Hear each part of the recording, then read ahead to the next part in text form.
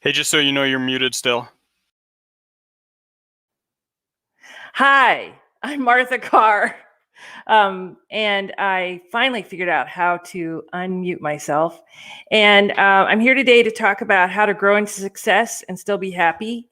And I just noticed over the span of my career how many writers are miserable or are struggling behind the scenes and don't really seem to know that we're all doing that.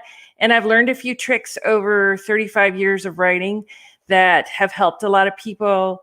So, and I've spoken at other conventions about this, and there was a lot of feedback. So we're going to talk about that today. So next slide. A little background on me. I was a Washington Post stringer. I grew up in the Washington Post area, and I thought of the Washington Post as a local paper. Didn't really get who I was pitching to, but they took my first pitch. And so I was lucky enough to be published by them for a number of years. That was really useful because you go through a trio of editors when you submit an article, and they ask a lot of hard questions that make you get better and better and better at research and at being accurate and at how well you write prose. There's an old saying that the New York Times is about who, what, why, when, and the Washington Post is more prose-like. I'm a published trad author. My first book came out in 1993. It was called Wired, and it actually did really well. But as all the indies watching will nod their heads at this, I didn't make a lot of money. I made some, but not a lot. I was a national columnist on politics. I had a monthly readership of 4 million back in newspapers when that was still a big deal. Then the Great Recession struck and newspapers fell by the wayside. And it was a really strange thing to watch an entire industry crumble. Even newspapers that were making money were sold off or closed. People who had Pulitzers were suddenly finding themselves out of work. And at that point, I went and found a corporate job because I was kind of worn out. And it was nice to get a paycheck every 2 weeks and have an insurance card in my pocket for a while.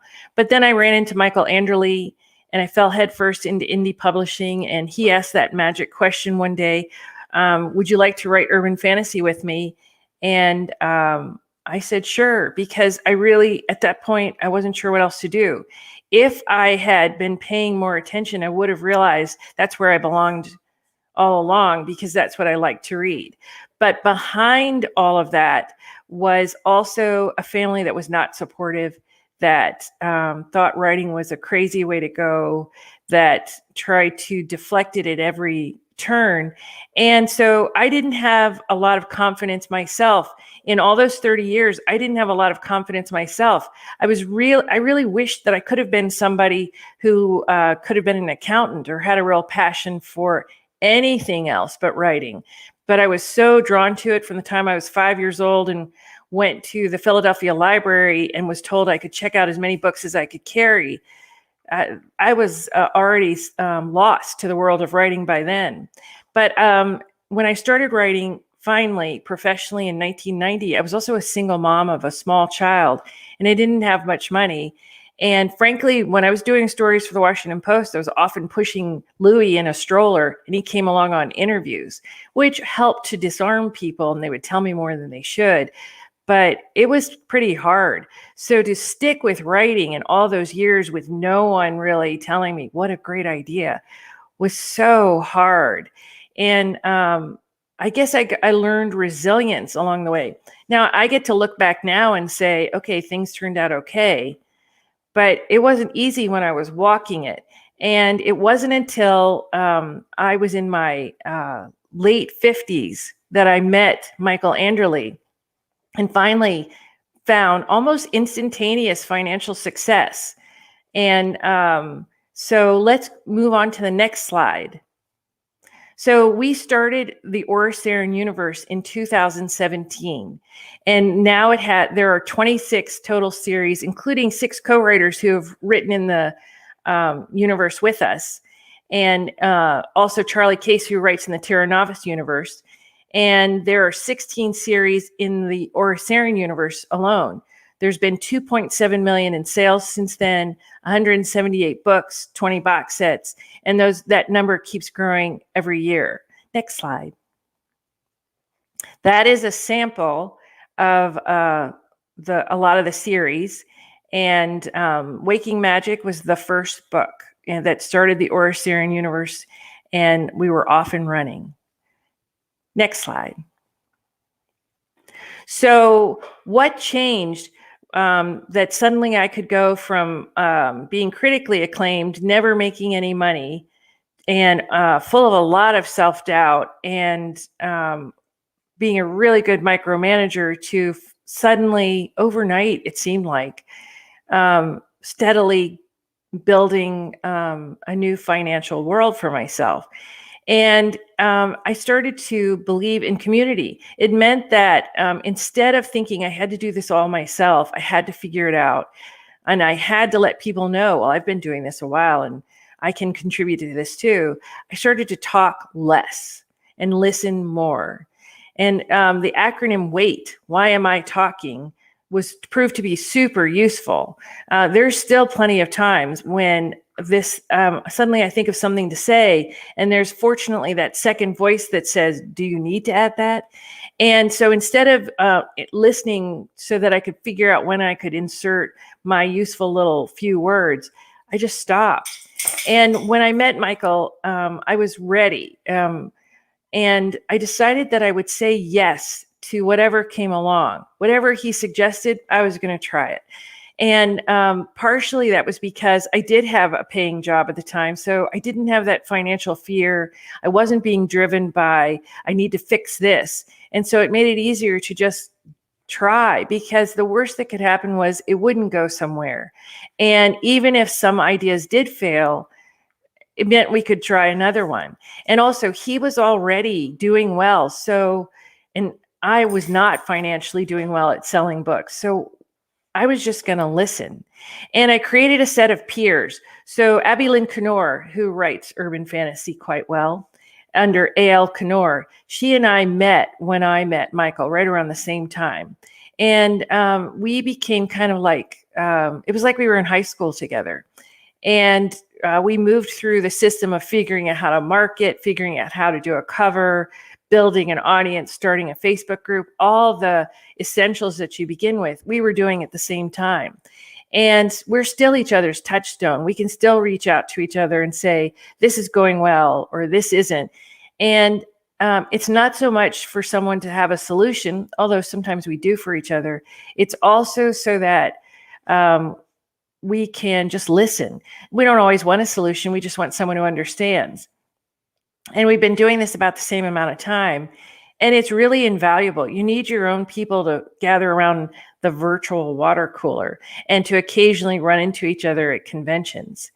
And then figure out, if things aren't going well, figure out what you can change and what you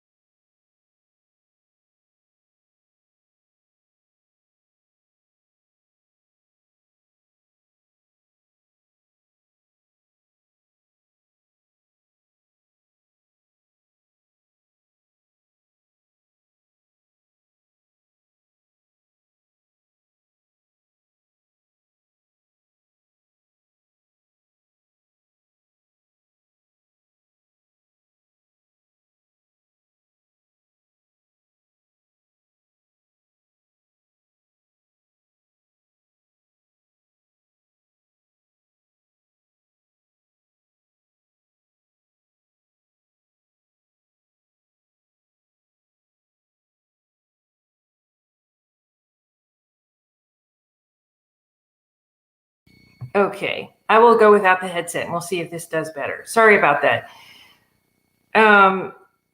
So anyway, create a set of peers and then figure out what you can change and what you can let go of. Because it takes you out of victimhood and it puts you back in the seat of, there are small things that I can do. And not letting go of what you can't change only will grind you down, because it means I'm focused on things. I've decided how things have to turn out. I've decided if they don't, it's not going to go well. And I can't stay present because I'm stuck in the future, permanently stuck in the future, staring at things that I'm not going to be able to alter, that I have no answer to. And then I had to learn to trust more and micromanage less. And I had decided for years that I needed to make more money. It was clear I needed to be able to pay my bills more easily. I was raising a son. And so I focused on that goal instead of all the little things that I could do day to day. And so I was micromanaging, and I think I was probably getting on people's nerves because my goal was to somehow make this ship turn around and make money. And so I wasn't trying to trust anyone. I was trying to get somewhere. And I wasn't involved in building something. I just had this one goal. And being able to say, I'm going to let that go. I'm going to see where this goes, made it easier to start being part of a team, to create this community. Next slide. And sorry about the technical difficulties, y'all. So the first thing I did was I figured out who I was, and I started by asking the most powerful question there is: what do I want? I had a mentor by now, and she would ask me that question. And unfortunately, for a while, I would answer with how my son was doing. He was the most important thing to me. And she would ask it again and say, nope, that's not what I asked. I asked, what do you want? And I would not even be able to figure out what she meant by that. Why is she asking again? And again, I would answer with how my son was doing. And running through my head often was what others wanted me to do, what I was supposed to be doing, and what would make me look good on the outside. Because I had gotten worn down over the years by all the criticism, particularly from family, that I shouldn't be doing this, that there was no future in it, that I didn't have the kind of money that someone should be doing this. And so I didn't have a lot of self-confidence. And in parties, when people would, when I would meet new people, I would try and get out there that I was an author pretty early so that you would be more impressed with me, but not let it be known that I wasn't doing well financially. I mean, it was so fragile. And so finally getting around to honestly answering, what do I want, took a while. And what I learned was the strongest intention rules. What that means is I might have said that what I wanted was to be published and to have a lot of readerships. What I really wanted was to finally satisfy my family, to make enough money for them to be proud of me. And that's what ruled. And I'm not sure even I saw that back then, but the things I pursued, the way I talked, what I was willing to do, it all came down to that. So it's very necessary to get to a place where you, maybe with a mentor or with peers and other writers, to write it out in a journal, but find out what is it you really want. And if it's something that you don't feel is serving you well, then that's something to work on and to let go. But at least you finally can see this is what's ruling you. And, is it that you would like to be able to pay the bills every month? That's a great goal. But if you can at least be honest with it and let that lead, that will make it easier for you to get from point A to point B. Next slide. And so one way to get to figure out what it is that you want is to write a mission statement, but keep it brief and keep it simple. And my mission statement came to have some fun. I really wasn't. I hadn't in writing in a long time. And so I went back and made that my mission statement, and it made it easier to follow and to be a part of and to listen and to take the good and the bad more easily. And I still didn't do it perfectly. I got very lucky in that Michael Anderle was way ahead of me on the let's just have some fun. And sometimes he would laugh and say to me, "Why are you still doing that?" Because I didn't hire an assistant until way after I could have. I didn't quit my day job until way after I could have. I was still working up until 2 years ago. And so I basically had 2 full-time jobs. And so I was very lucky that I had someone ahead of me on the road who was pointing out what to me was really not obvious, but a mission statement made it a lot simpler. And so if you struggle with mission statements or they start to look like an entire page of words, use this as your guideline. Never choose to be miserable now for a future time when you'll be happy. And it's magical thinking, because you're creating the future you hope will show up. But I can tell you that everything in my life that I love does not look like what I expected. And if I hadn't had the courage to just try, I would have turned down Michael, and I would have turned down urban fantasy. I would have even turned down this really big house that I live in because it wasn't what I thought. I live in Austin, Texas now, and I wouldn't have moved. Everything had to be on a level where I could predict the future, which if you think about that is ridiculous.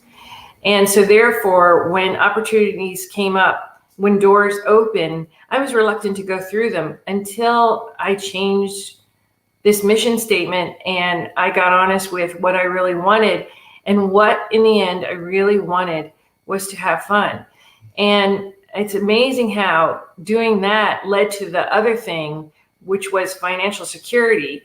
That was what I chased for all those years and never found me.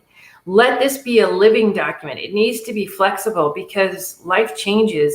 And so you may need to review it every quarter or once a month at first, or maybe it's just once a year. But look and see if it still applies, or did you have life changes that make it different? And again, it's going to take rigorous honesty. And for me, the definition of rigorous honesty, it goes far beyond just basically telling the truth. It's where I stopped ignoring all those little inner signals and saying, yeah, but, and started really telling the truth. It requires humility, which is not humiliation. And humility is saying, I don't know, or I don't do this well, or I muted myself twice, and being able to have a sense of humor about it and asking for help. And another great example of that too is I have a learning disability. I cannot see numbers. It's called dyscalculus. It's like dyslexia, but it's numbers. And I actually never really told anyone about it and kept it to myself. I was embarrassed by it. So here comes Michael with this idea for the Oristarian Universe. And he starts talking about how many years ago the gates open and close.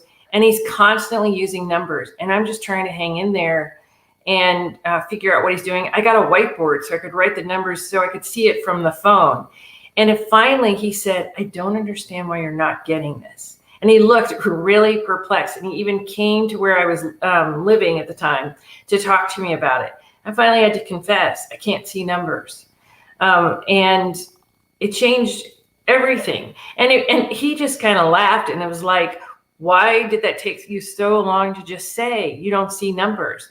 Because it felt like it made me unique. Everyone's talking about how to do ads, and I will never be able to do them well. That's a fact, and it just is. And I was embarrassed by it.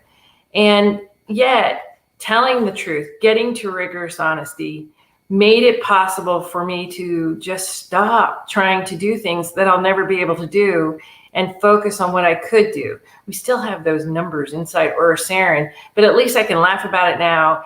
And fortunately, after about book 1 or 2, everybody stopped mentioning it. So that made it possible for me to finally get along. Next slide.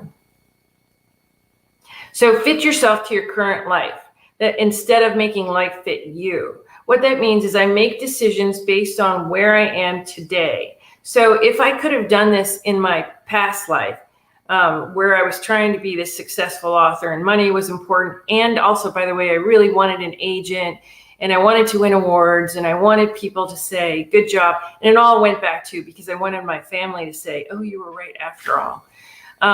If I could have changed that and instead dealt with reality that I was a single parent with a small child, I would have gone and gotten a regular job and written on the side. And I would have asked for more help than I was ever willing to ask. I put far, far more pressure on myself because I was not trying to fit myself to my current life. But you can still do that. And now I do it every day to make sure I'm still within the parameters. Gather accurate information. What's your monthly nut? That means how much do you need to make every month in order to meet those basic bills? And not knowing won't change it. I know a lot of us are reluctant to go find out exactly what that number is. It's amazing how many of us are. It's really actually empowering to know. So right before I finally got a corporate job and it was at the tail end of the Great Recession, I was having to negotiate with my landlord on that rent. And I made a point of never disappearing so that he'd have to find me and to only offer to pay what I knew I actually could so that it would be realistic. And I stopped being vague to myself about what I needed every month and how much money I had. And it actually became very empowering. Instead of always wondering if the ice was thin underneath me, I knew exactly where I stood. And I was surprised to see that I could do this. And do you have savings for emergencies? And if you don't, can you start small like I did? Like, can you put $5 aside? And it's so small. I know $5, what's that going to do? But it made me feel good that I could do something and it started to add up. Then figure out what is the budget for a series or a book. And the basics are cover, editor, marketing, and add those two together. That's the grand total you'll need to go solo. And just because you may not have the money now doesn't mean you won't always. And it doesn't mean that you can't find resources that might help you get there. There are actually places out there that will help new writers, and look into the Authors Guild. The National Society of Journalists and Authors is another one. And also, if you really are having trouble with bills, I somewhere in the midst of the Great Recession and newspapers disappearing, I was diagnosed with terminal cancer and I had no insurance and no doctors would see me unless I could put down $1,000, which I did not have. And I fortunately by then had that mentor who said, well, then I guess you have a few phone calls to make. And she was so calm that I borrowed her calm and I kept making phone calls, and some cleric told me about a grant. And it was through Northwestern in Chicago where I lived. And normally it took 6 weeks to get approved, which I didn't have. And for some reason, this woman, she decided to walk my application from desk to desk and stand there until it was approved, and got me approved in 1 day. So by my moving my feet and by just putting one foot in front of the other, doors opened. And the same thing happened with writing. And so it's humility, it's rigorous honesty, it's a willingness to move forward and do my part, but it's also to know where my part stops and where I start to have to just trust. And in small bites too. I mean, I was always so focused on the end goal that I couldn't even enjoy the successes that came along. I always wanted to be a national columnist. I finally was. The joy and I can't believe it, lasted for about 2 weeks to a month. And then I went right back to my other goal of, well, how can I be so big that my family will finally acknowledge it? Because frankly, I'm not sure they noticed I was a columnist. And so I really didn't get to enjoy it. And that job was such a cool ride. And if you decide that you can't go solo yet, keep your day job, work in the spare moments like I did. I would work during my lunch hour. I would go down to the empty part of the cafeteria. I would work riding the shuttle back or the train. I would work in the early morning. I mean, I would just write when I could. Sometimes I think I did a better job of word count back then because I could feel the pressure. But just having an insurance card in my pocket and knowing that every 2 weeks a paycheck would show up, it gave me breathing room. And it just was so nice to know that I would be able to pay the rent on time. And by the way, that same landlord, I finally thought to myself, I really want a dishwasher. I was in my late 50s. I wanted a dishwasher. And when I told him I was moving and said, because I want a dishwasher, he said, well, put one in. And I said, that'll take up too much of the cabinets. He said, well, put more cabinets in. And so this went on till he said, make a list of everything you want in this basic Chicago apartment. We'll do it. And I even got my next door neighbor to help me come up with the list. And he renovated the entire apartment, unlike any of the other apartments in the building, and increased my rent by $5. And really that came about because I had learned how to work with somebody, be humble, ask for help. And this, I didn't know it yet, but I was already on the road to becoming somebody different. So if you keep your day job, now you only need the funds for the series, and it's a much smaller number. And it gives you the chance to make mistakes, to learn, to try something and start over if you have to. And then if 4 months go by and you're finally covering that nut as well, then you know you can quit. Shane Silvers is probably one of the best examples of this. He was working in a bank, and it took him, I think, if I'm remembering correctly, about 2 years to really learn the craft and the marketing. And when he finally did, he knew that he had to make a certain amount and then he could quit the bank. So he was fully prepared, and he had worked at the bank and worked at this other writing career at the same time. And when he could quit, he did, and he hasn't looked back, and things have gone quite well for him. If you haven't checked out his work, he's an urban fantasy author who does extremely well, and is actually also, much like Michael Anderle, has helped others to grow their career too, like Kimber Swain, another great author to check out. Next slide, please. So how we treat money is how we treat time, sex, and food. So to follow in the footsteps of my mentor, I started mentoring others. And I noticed that if somebody was always perpetually late, they generally were late on their bills. If there were these themes. If they couldn't tell you how much money they owed, but also in this other direction, if somebody was rigid about how they ate, they were probably rigid about how they spent.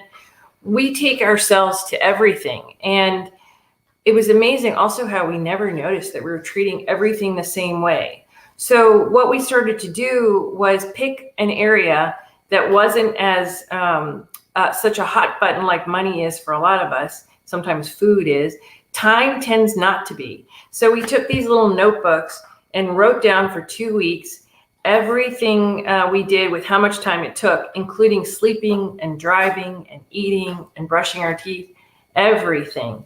And then we shared it with each other to see exactly what was going on. And it was shocking. There were so many wasted spaces. And the most interesting part was once people started to reclaim those wasted spaces, not only did they start to show up for things on time, and they became a better employee, and people started to trust them more, because your word is the most valuable thing you have. And when you tell somebody this is when I'm going to show up, and you consistently don't, they start to learn that your word is 95% good. But imagine if somebody never even has to look over their shoulder. If you say you'll be there, you'll be there. You won't be calling at the last minute saying, I've decided not to go. That's a theme as well. That halt where want to be invited, don't want to go. And then what was interesting was once time started to clear up, suddenly money started to clear up. Suddenly food started to clear up. And all of those got dragged behind it without even really actively having to do that. For me, I started with money. My mentor taught me to say, will keeping this dollar change your life? I was so fearful about running out of money because of all the years of being a single mother and a writer that I wouldn't spend $1 on myself. she discovered that I had 3 gift cards that were given to me as gifts that I had not spent. I'd spent part of one on my son, but that was it. And I carried them around like, well, as long as I have them, I have something. And she gave me 30 days to spend it all, and I could only spend it on myself. I finally spent some of it on underwear on sale for Marshalls. I mean, I probably spent $10. And I went outside in the parking lot and cried my heart out. It was just so hard for me to do something for myself that I sobbed in the parking lot.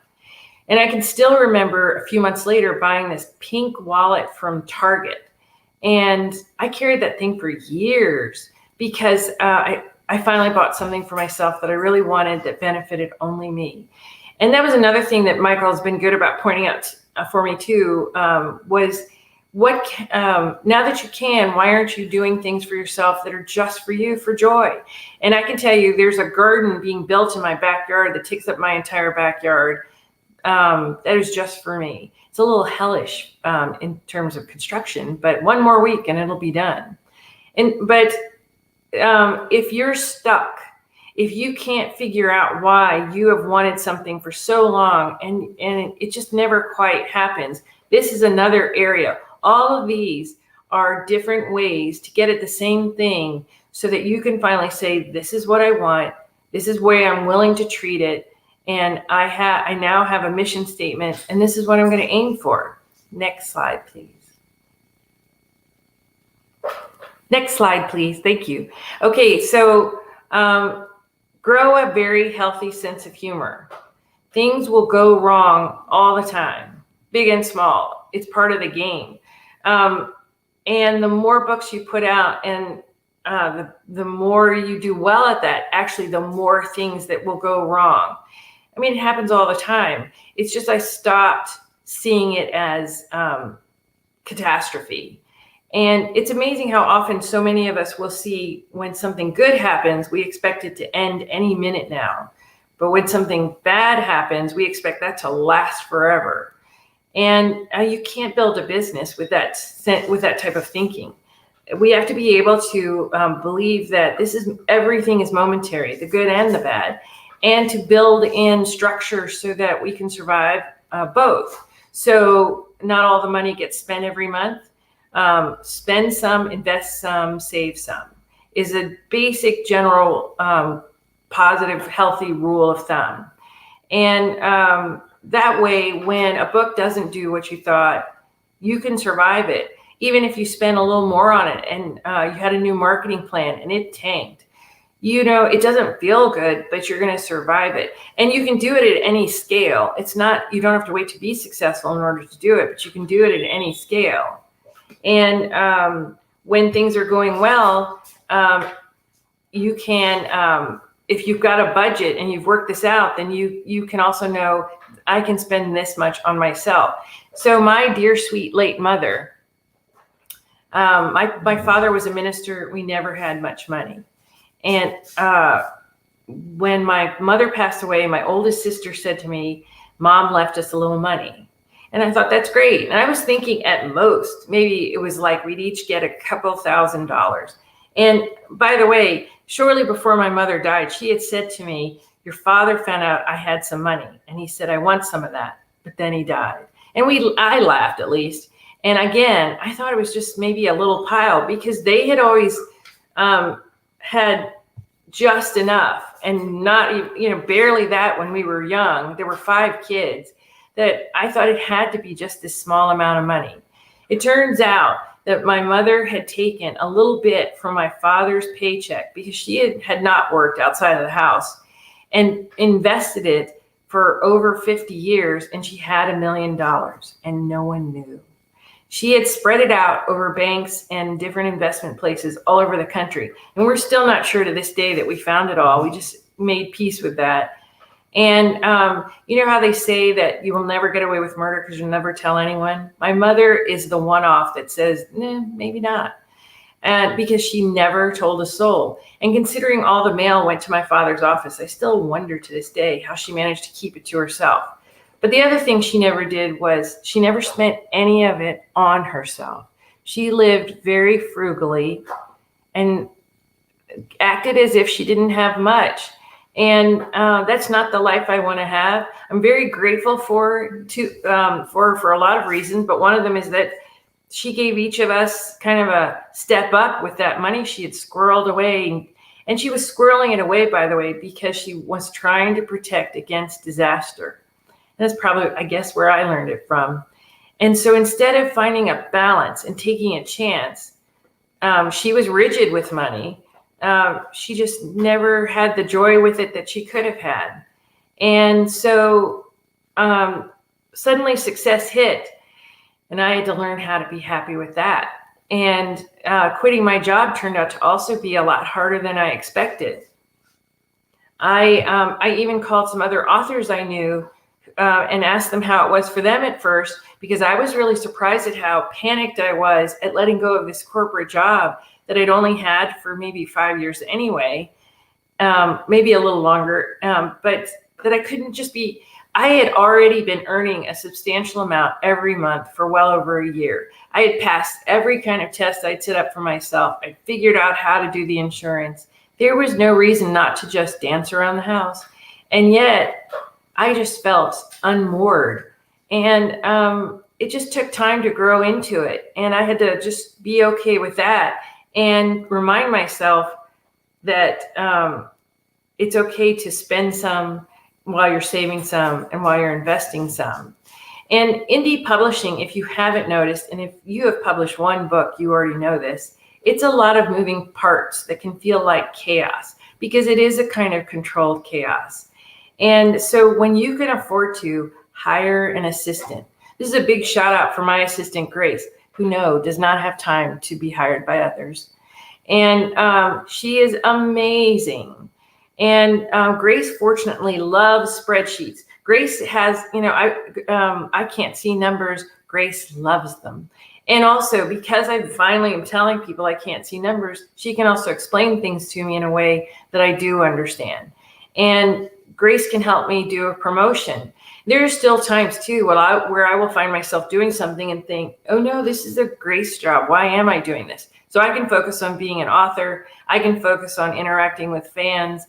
And since I hired Grace, I have watched my income double.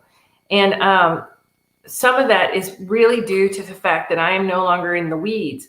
But when I was brand new, I picked just a few things that I could do that I knew wouldn't eat up all my time, and then just had to trust.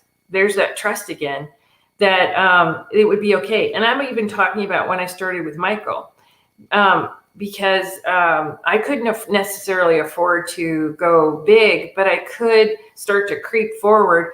And so I just had a Facebook page and then a Facebook group, and put out a newsletter maybe once a month. And that was fine. That was a great place to start. I did contests within the group. But then there are others who are far more organized than I am, like Kimber Swain, who has subscription boxes, who's really killing it with that. So there's different ways to do this, and you're going to have to figure out who you are. But when you can, hire someone. They will not put on your tombstone, you did it all, you had no help. It's not a point of pride.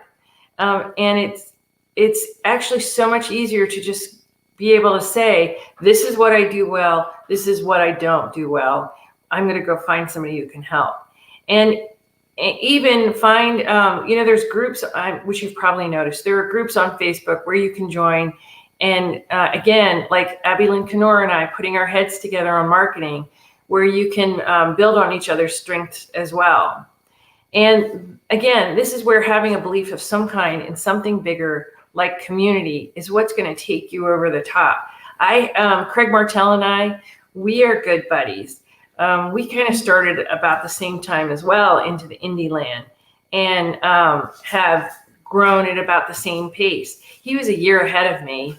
And so I would also watch him and think, okay, I guess that's where I'm going next. This fall, we'll be doing some kind of weird road trip together that he talked me into, but I got him to upgrade the car.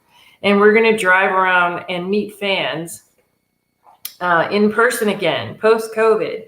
And we're starting in Fort Worth, Texas, which is not terribly far from me. And I'm going to end in Nashville, and he's going to keep on going. And so he's another peer of mine. It's gotten so much easier to be able to say, I don't know how to do that. And to ask for help, to hire help. And when things, we've had series, I've had series that I really believed in, thought this was going to be great. And it wasn't. And for whatever reason, fans didn't care for it. Not in the way I hoped. And had to walk away. And it's gotten so much easier to do that. My ego is not so tied to, but this was a great idea. Knowing I know why I'm in this. I'm in this for fun, and I do want to make money at it. I do want to be able to pay the bills. I do want to be able to set aside money for retirement.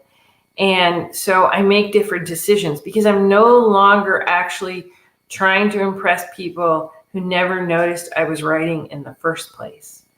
And boy, that freed me up from everything. So growing a very healthy sense of humor and being able to laugh at yourself, and by the way, like a lot of other writers, I am kind of permanently awkward. And I've just grown to accept that. When I meet new people, I'm probably going to say the thing that chills the room eventually.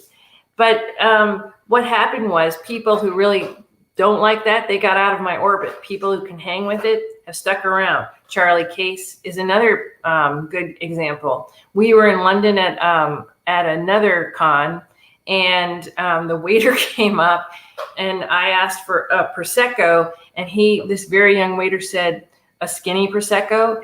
And I looked at him and said, how about just a Prosecco? I didn't know Charlie at the time, but he started laughing, and he said he knew we'd be friends forever. I don't even know what a skinny Prosecco is to this day, but come on.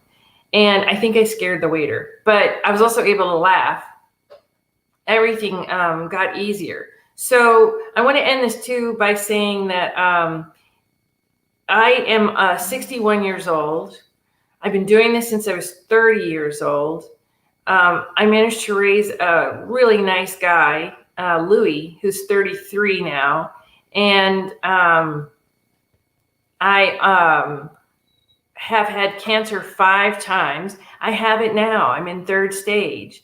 And have managed to work writing around all of this.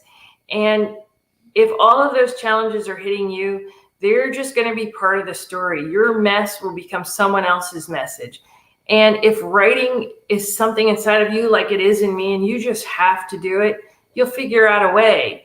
And in the meantime, you can write to me and I will answer you. I pretty much answer everybody because I know how many people were willing to talk to me and how much just being heard meant to me along the way. And so I'm happy to do that for others. And that's how we grow a community. And that's really, I've had cancer so many times. I feel like one of these days I will not outrun it. And I don't know, maybe it's this time, maybe it's not. What I'd like to leave behind though, is the idea that I was of service to others, that and in the end, that I had a hell of a time. And I can tell you that being diagnosed with cancer gets you to also look around and say, am I doing anything I don't want to be doing? Are there things I want to do that I'm not? And what a cool thing for me to look up and realize, nope, I'm pretty much doing everything I want. Because of that, that mission statement that I started with back in 2017, where I really just wanted to have more fun. And so I'm doing what I want to be doing. The garden was already underway. I will be so glad when it's done and I don't have a mud pit in the back. And I live in the house I want to live in the city I want to. I love the people around me. I like what I'm writing. It's selling well. I have a great time with Michael doing it. And I'm going on a weird road trip with Craig Martell. I mean, what could be better? And I did add a couple of spa trips this year. I threw those in, and I'm looking to see how I might travel more, but that's about it. And I wish that for all of you, not necessarily that your life will look like mine, but that it will be something of your creation that you really wanted. And I think these steps can get you there because they got me unstuck after 20 some years, and my life changed so much. And it actually got easier to do and not harder. I was the one making it harder. I guess I thought it had to be. That is about all I have. Oh, and there's a lot of comments that I haven't noticed. And great, MP. And yeah, not seeing numbers is a thing. Yes, it is. And it's amazing how sometimes it becomes a comical moment. And yeah, I've had moments where I've said to Michael, why are you asking me that? And then we both laugh. Thanks, James Fox. I appreciate that. And yeah, Nazarene, it was, yeah, they won't put on your headstone. You did it all. You had no help. Keep that in mind. And just have fun. I'm glad you can hear me now. Sorry about that earlier. But again, you just got to be able to laugh at yourself. And everyone, have a really great day. And you know where to find me. Thank you. Oh, and last slide, please. There's where you can find me. And I am in a really good anthology that's coming out shortly with 24, some of them really new authors, called Summer Solstice Shenanigans. So if you want to check out some new writers, and I have a really good story in there about the origin of monsters. It comes out on the summer solstice, June 21st. And it's a really good book. So everybody, thank you very much for hanging in there with me. And I'm sure I will see you all around on the internet. And hopefully in November, I'll see you in Vegas too. Thanks. Hey, if you like that panel and you're looking to continue your author journey, or if you're just looking for a group of like-minded people, all striving to improve their craft and grow as authors, our community at KSM might just be what you're looking for some reading, writing, and everything in between. Come on over and join us at Keystroke Medium.